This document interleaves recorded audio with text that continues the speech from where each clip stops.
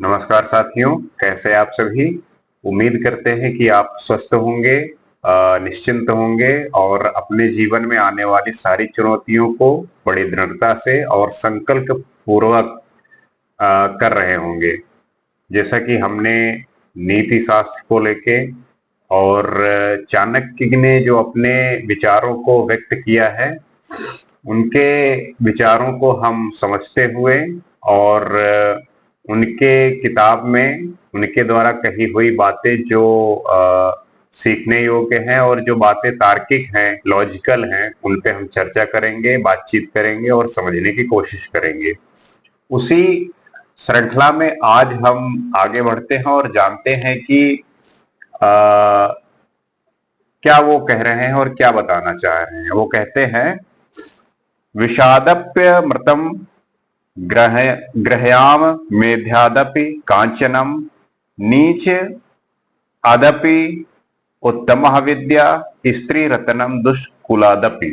अर्थात विष में यदि अमृत हो तो उसे ग्रहण कर लेना चाहिए। अपवित्र और अशुद्ध वस्तुओं में भी यदि सोना अथवा मूल्यवान वस्तु पड़ी हो तो वह भी उठा लेने के योग्य होती है। यदि नीच मनुष्य के पास कोई अच्छी विद्या, कला और गुण है तो उसे सीखने में कोई हानि नहीं। इसी प्रकार दुष्ट कुल में उत्पन्न अच्छे गुणों से युक्त स्त्री रूपी रत्न को ग्रहण कर लेना चाहिए। वो समझाने की कोशिश कर रहे हैं, बताने की कोशिश कर रहे हैं कि क्या चीजें किस समय पे भी बहुत कीमती हैं और बहुत मूल्यवान है। जैसे इस श्लोक में आचार्य चाणक्य के कहने का जो तात्पर्य है वो यह है, किसी नीच व्यक्ति के पास कोई उत्तम गुण अथवा विद्या है तो वह विद्या उससे सीख लेनी चाहिए।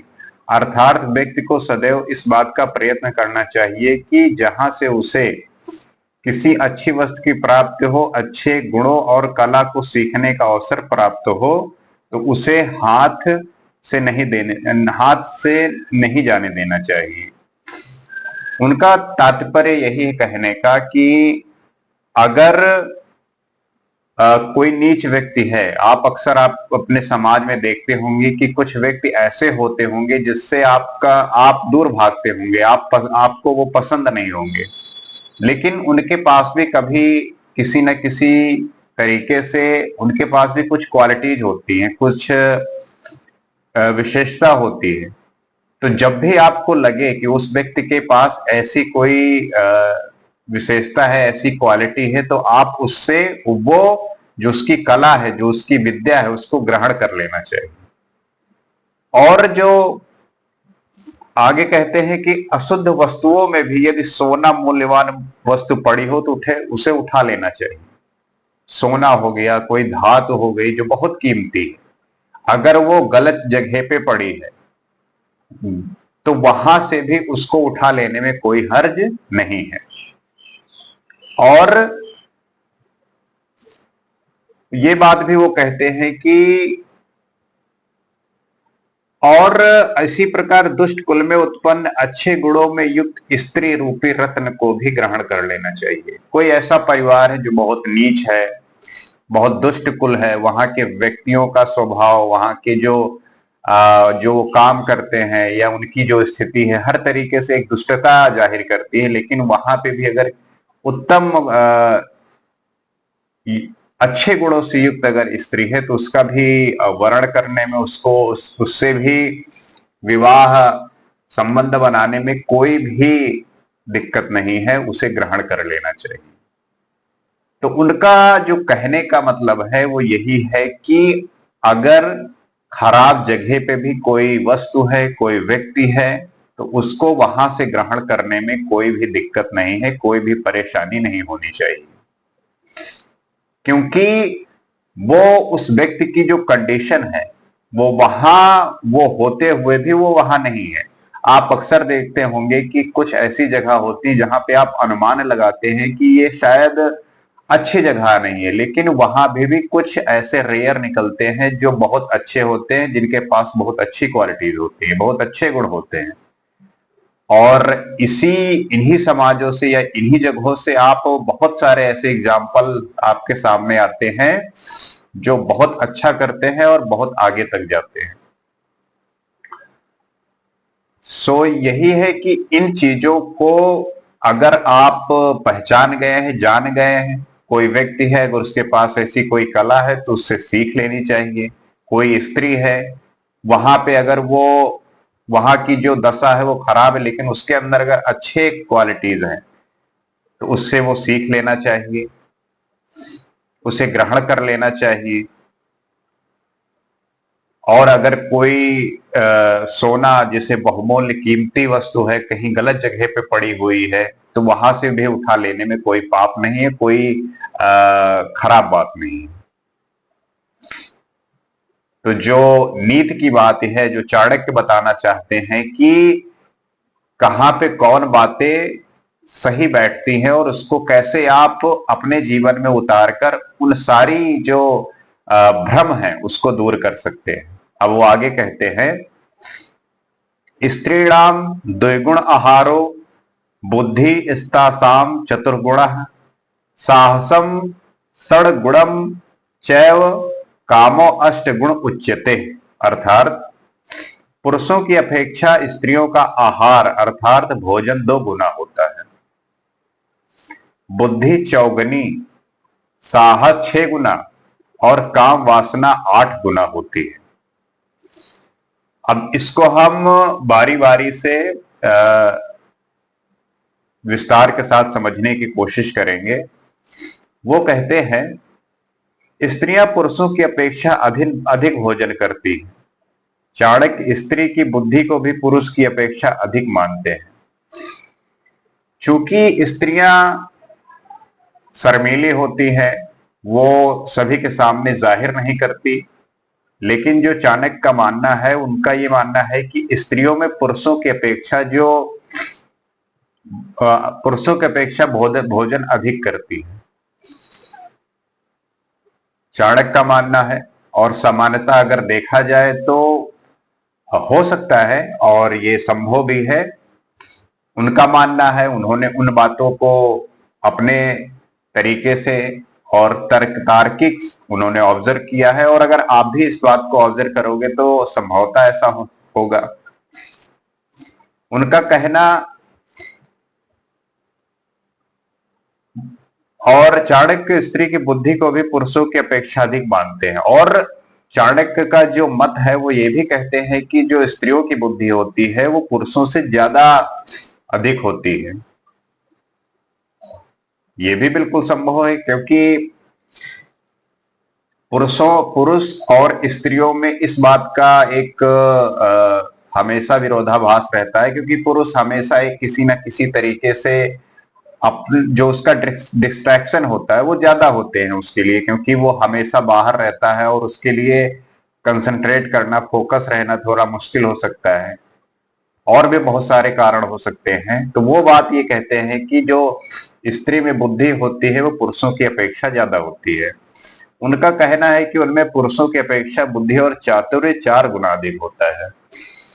मतलब जो पुरुष है उसकी बुद्धि से जो उनकी बुद्धि और चतुरता होती है वो 4 गुना होती है। साहस में भी उन्हें पुरुष से अधिक साहसी माना गया है, और जो साहस है उससे साहस भी वो बहुत ज्यादा है, साहस को 6 गुना माना गया है। उनमें पुरुषों की अपेक्षा 6 गुना अधिक साहस होता है। आप अक्सर देखते होंगे कि पुरुष जिस काम को करने में पीछे हटते रहते हैं, स्त्रियां उन कामों को बड़ी सहजता से और आसानी से कर जाती हैं। और काम वासना भी पुरुषों की अपेक्षा 8 गुना अधिक बताई गई है। क्योंकि इस समाज को लेके इस जो बाहर की दुनिया है उसमें स्त्रियों को पहले से इतना दबाया गया है कि वो अपनी जो भावनाएं हैं, अपने जो विचार हैं, वो एक्सप्रेस नहीं कर पाती, इसलिए उनको समझना थोड़ा मुश्किल हो जाता है। लेकिन अगर उनको अच्छे से जानने की कोशिश करेंगे और उनकी जो बातें हैं उनको समझने की कोशिश करेंगे तो चाणक्य कहते हैं कि पुरुषों की अपेक्षा उनके 8 गुना जो है उनके अंदर काम वासना होता है। तो ये बातें उन्होंने जो बात बताई हैं, क्या आप भी इस बातों से सहमत हैं? और क्या आपने इन बातों को किसी महिला के द्वारा जानने की कोशिश की या उनसे इस बातों के बारे में जिक्र किया? क्या ऐसा वाकई में होता है? क्योंकि अगर हम उन बातों को मानने लगे और अपने साथ में अपने खुद उन बातों को लेके अगर जानने की कोशिश नहीं की तो ये इस बात का भ्रम रहता है, डर रहता है कि कहीं ये बात वाकई में सच है या नहीं। लेकिन हाँ, वो ऐसे चिंतक थे, ऐसे विचार थे कि उनके बातों को काटना मुश्किल होता है। तो उम्मीद करते हैं कि इन बातों को समझा होगा। और आगे वो ये इस बात को समझाना चाहते हैं। वो कहते हैं समय बदलता रहता है और समय के अनुसार परिस्थितियां भी बदलती रहती है। ये बात तो सभी मानते हैं कि स्त्रियां अधिक लज्जाशील होती हैं, ये बात बिल्कुल ठीक है। परंतु मनुष्य से दोगुना भोजन करने की बात संभवतः उन स्त्रियों पर लागू होती है जो पुरुष की अपेक्षा अधिक श्रम करती है। वो इस बात को बताने की कोशिश कर रहे हैं कि जो श्रम ज्यादा करती है और जो पुरुषों की अपेक्षा अधिक श्रम करती है। भारत में ऐसे बहुत से प्रदेश हैं,